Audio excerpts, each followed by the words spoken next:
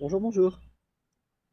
Dans la vidéo précédente, je vous parlais du fait que certaines personnes peuvent vous vider.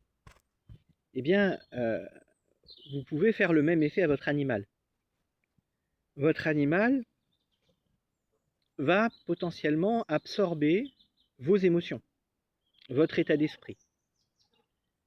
Et souvent, quand on n'est pas bien, eh bien, son animal va pas bien. Voire même, va commencer à faire les choses, à agir de manière totalement différente, soit pour compenser, soit pour vous forcer à changer. Ça vous est peut-être déjà arrivé, si vous avez des animaux, d'un moment être un petit peu déprimé, avoir rien envie de faire, un petit peu amorphe, et d'un seul coup, il y a votre animal qui va faire une grosse connerie. Et ça va vous obliger à vous lever, potentiellement à l'engueuler, ça va vous énerver, et quelques minutes après, bizarrement, la déprime, elle est partie. Alors ça, c'est quelque chose qui peut arriver de manière positive, mais ça peut arriver de manière négative aussi. Votre animal peut être impacté par vos émotions.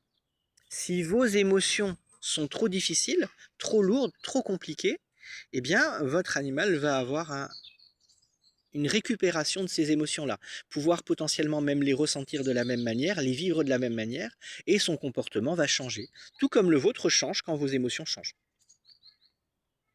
Je me souviens d'un cas où effectivement j'ai eu une personne qui est venue avec son chien parce que son chien faisait quelque chose d'inhabituel. Et, Et pendant la séance, en fait, de communication animale, la première chose que l'animal m'a dit quand je lui ai demandé ce qui allait pas, il m'a dit moi tout va très bien, c'est elle qui a un problème.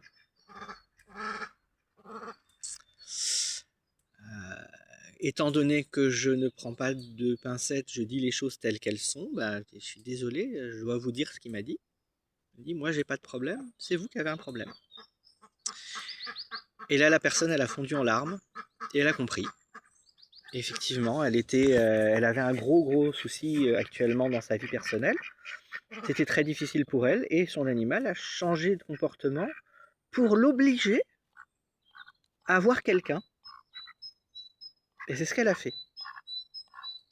Elle a pris rendez-vous pour elle, on a réglé son problème et son chien a changé de comportement.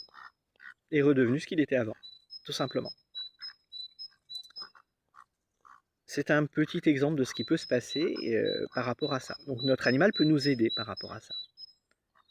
C'est pas forcément toujours une aide non plus parce que lui peut souffrir aussi et peut finir par tomber même malade parce que nos émotions sont trop violentes, parce qu'elles ne sont pas adaptées à lui et parce que voilà, parce qu'il y a un conflit ou une récupération.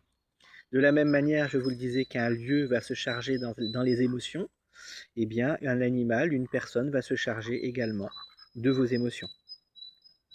Souvent, pour aider l'autre à aller mieux, il faut commencer par aller mieux soi-même. À bientôt. Ciao, ciao.